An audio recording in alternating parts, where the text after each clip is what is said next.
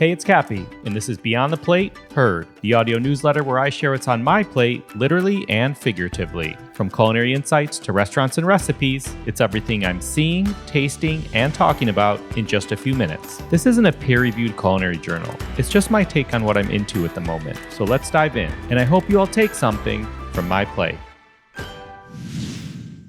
First up is Acamaya. Acamaya is a Mexican restaurant in New Orleans. Okay, here's the deal. The last few people that I've asked for New Orleans recommendations, people in and out of New Orleans, have all told me to go to Acamaya. It's owned by Chef Anna Castro and her sister Lydia, who were born in Texas, raised in Mexico City, and then ended up in New Orleans. And they're first-time restaurant owners after being in the industry for a little while. They serve Mexican food true to their roots, but really highlighting New Orleans and Gulf Coast ingredients and flavors, which come through in the dishes. A lot of good-looking dishes here, and definitely adding this to my New Orleans list. They're starting to rack up a lot of accolades, so you may want to add this one to your list for your next trip to New Orleans. You can find all the links and handles I mentioned in the show notes.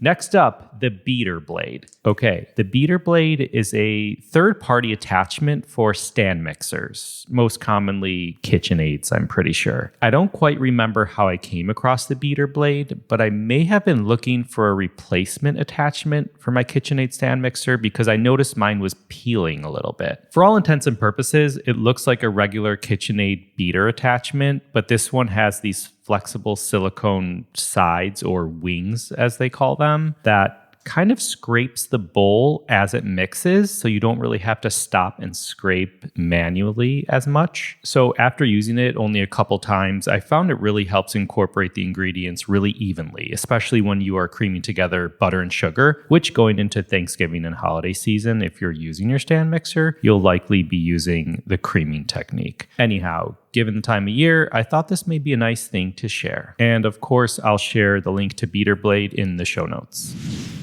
Next up is a pumpkin spice snickerdoodle cookie bar recipe. My daughter and I created this recipe out of a request for a bar-type dessert from her teacher at school and wanting to add something fun for our next batch of Clean Plate Club recipes. So here we are. This is a cookie meets bar meets snickerdoodle meets pumpkin fall flavor, a pumpkin spice snickerdoodle cookie bar. After some research, we came across a really good looking recipe from Ree Drummond, the Pioneer Woman, and a few others, and we kind of made this our own. It's definitely sweet and rich, but we cut them into little 1-inch squares rather than actual bars, and they made for a really delicious little bite, and everyone we shared them with seemed to really enjoy them. So we'll probably be making them again. For now, I'm not going to share the recipe because we are going to add this to our other podcast we do called Clean Plate Club, which I haven't really talked about here yet, so stay tuned.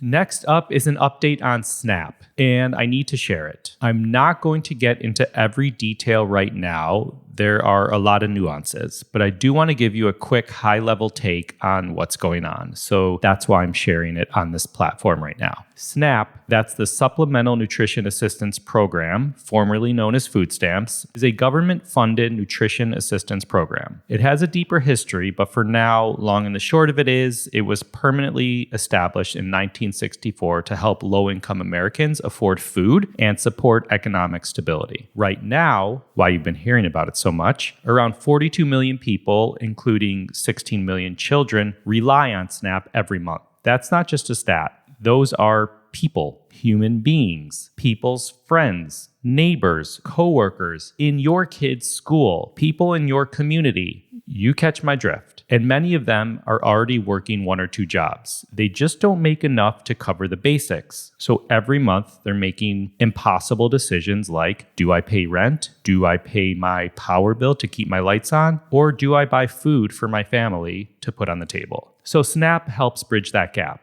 But to put it in perspective, the average benefit is about $6 per day per person, and that varies, but that's the average. So we're not talking extravagance here, everybody. We're talking basic survival. So what's going on right now? Why are you seeing it in the news? SNAP payments were not fully distributed this month in November due to the federal government shutdown, which caused the USDA to freeze funding for the program. Although court rulings required the government to use emergency funds to provide partial benefits, the initial freeze and delays in processing have impacted when and how much recipients received. Again, there are a lot of nuances here, and I encourage you to do your own research, but for now, if you want to help, I suggest 3 things. 1, donate your time. You can volunteer at your local food bank or pantry. 2, donate food. Many places have an increased demand and a dwindling supply. And 3, donate. Donate money. Organizations like Share Our Strength, No Kid Hungry,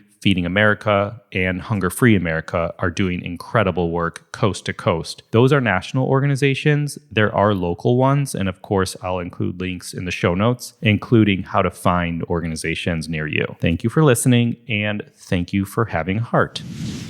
Next up is 2 quick shout outs, one for something I'm reading and one for something I'm listening to. First, something I'm reading is Andrew Zimmern and Barton Seaver's new book called The Blue Food Cookbook. This is a cookbook and guide to environmentally friendly practices for buying and cooking from oceans, lakes, and rivers. It has over 145 recipes in this book. And I know you know Andrew Zimmern, but Barton Seaver is an incredible seafood advocate and happened to be at the Culinary Institute of America at the same time when I was there. So I've been familiar with him for quite some time. And let me tell you something, the knowledge of these 2 guys put together is off the charts. So if you're into seafood, learning about it, cooking it, get this book.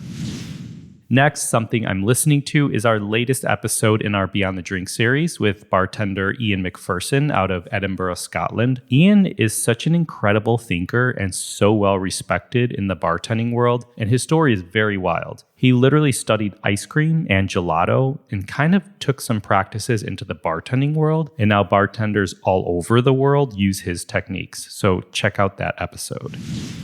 Next up is Panettone from Roy. From Roy makes one thing and one thing only, panettone. Full disclosure, when I first heard about From Roy, I thought, gosh, I've been hearing a lot about this. I'm just going to order a loaf and give it a try and make a bunch of French toast with the leftovers. And man, was I wrong.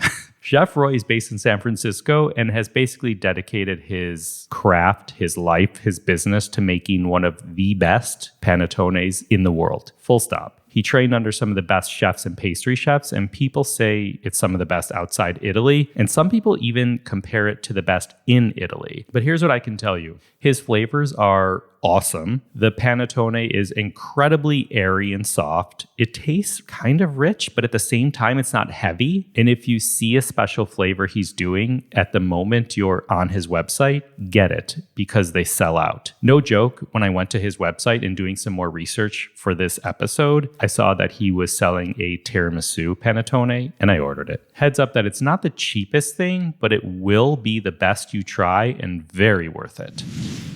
One last thing before I leave you. I made a very simple vinaigrette recently for a salad, and everybody was raving about the dressing. It's nothing that I did different from any other time that I make a basic vinaigrette. I make it pretty simple and straightforward all the time, but I really think the key is using shallots. So next time you make a vinaigrette at home, start by finely dicing half or one small shallot and letting it hang out in the bowl with a pinch of salt and your acid or vinegar for about 10 or 15 minutes, just before you add the rest of the ingredients. Again, seems silly and simple, and it is, but it makes a difference, so give it a try.